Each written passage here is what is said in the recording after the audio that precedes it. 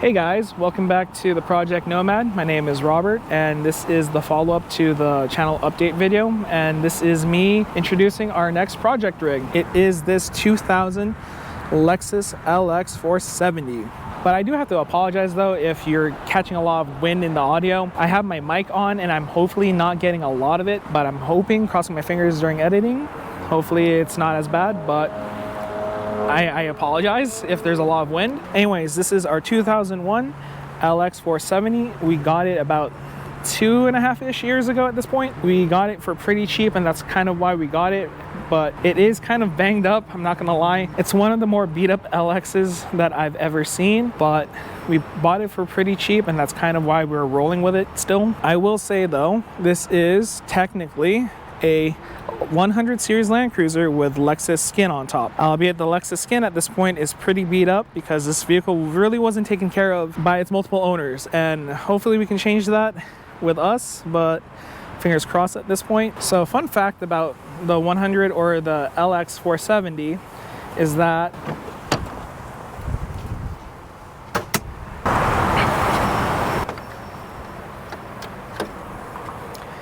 it has a 4.7 V8 from Toyota. Not a diesel, but it's a V8. It is 2 cylinders more than what I have in the 80 Series Landcruiser, and it has a decent amount more horsepower and torque than my 80 Series Landcruiser, at least on paper. So that's a fun thing about this vehicle. It actually moves. It can actually go fast, unlike my Landcruiser, or at least my 80 Series Landcruiser. Other thing to point out about this LX470 is that it does have the AHC system still. It does work. I don't know if we're actually going to keep it around, but it does still allow us to have hydraulic suspension, so we can still raise the vehicle up and down about 2 inches at this point because I did modify the sensors down below. But anyways, going through the rest of this vehicle, this is still a 2000 LX470. This is the same generation of Landcruiser that moved away from the 6x5.5 lug pattern to 5x150, and it still has its stock wheels. I don't know if we're going to be keeping them around. They're still there, and they still have tires that have some tread on them.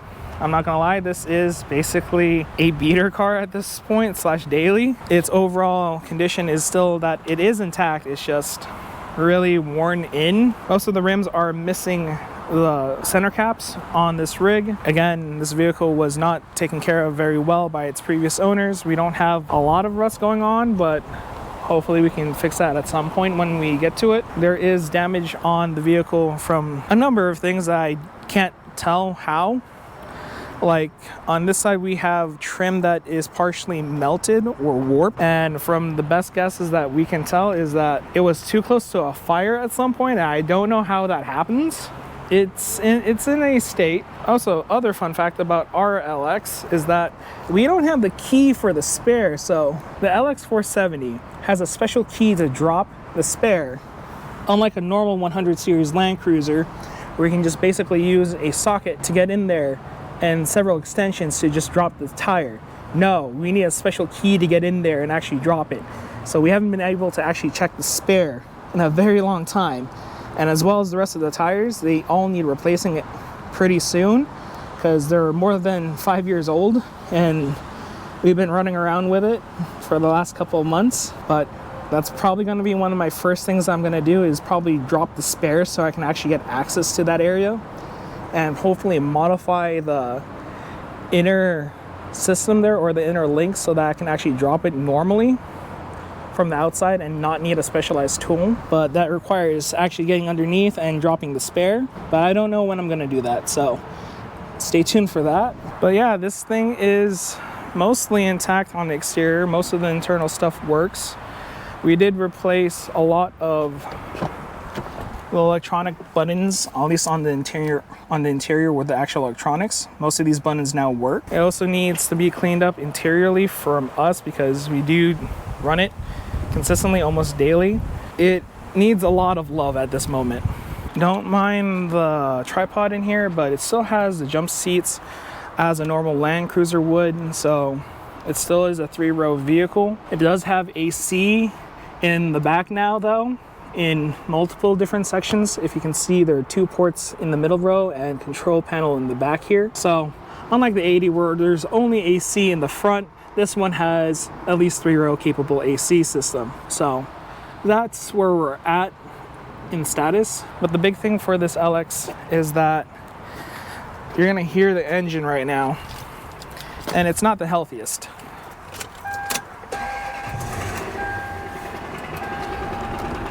It has a knocking noise, but for the most part, we're just getting an occasional misfire, at least from the initial scans that we're getting here. Hopefully it doesn't continue, but it's gone away previously, but it's just recently came back and now it's a concern for us. At some point, we're actually gonna go check out the engine and actually see what is up with it. This comes back to one of the things I was saying in the update video, is that this vehicle we can't necessarily get rid of because it's too valuable. Technically, the bones are technically more valuable than the whole thing to get rid of. So, for example, most of this vehicle is fine. There's a lot of small things that are bad, such as the interior, but frame, suspension, and a lot of other things are actually intact and are well running. But our big problem is that the engine is at a unknown health, and it is a big concern for us, and the misfire code won't go away. It is only an occasional misfire, so we don't exactly know what's wrong with it at the moment. Previous scans that we have is that cylinder number 8 is going bad, and we don't exactly know why. So we're at this point where we can't exactly sell this thing or get rid of it for a decent price. The vehicle itself is technically too valuable to get rid of for a cheaper price just because of an engine. So we might be at a point where we rebuild the engine or we replace it. But yeah, so we're still at the point where the vehicle itself is technically, it has too many good parts to actually sell. We don't want to part it out, and it's not worth selling for cheap for us. So we are at the point where we actually just are probably going to rebuild the engine or swap a new one in and then rebuild it, the previous engine for another project, hopefully down the way. But if it's probably going to be an engine swap, it's probably going to be a very large learning experience for me, because I don't think we're gonna be taking it to a shop and doing it there. It might really be me learning how to do a engine-to-engine swap, and that's gonna be a very big learning experience for me because I've never done that. So that might be a thing that happens in the future.